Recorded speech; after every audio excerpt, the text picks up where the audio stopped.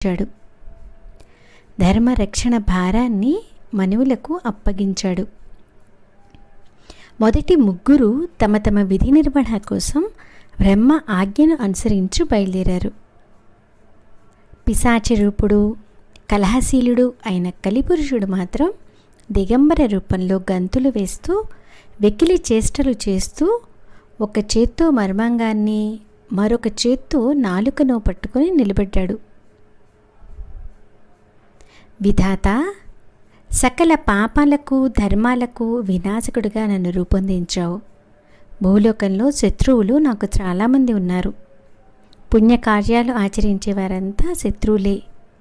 శివనామం, హరినామం, గంగా స్నానం, దానం, సత్సంగం, పుణ్యక్షేత్ర సందర్శనం ఇవి ఆచరించేవారంతా నాకు శత్రువులే. వీటిని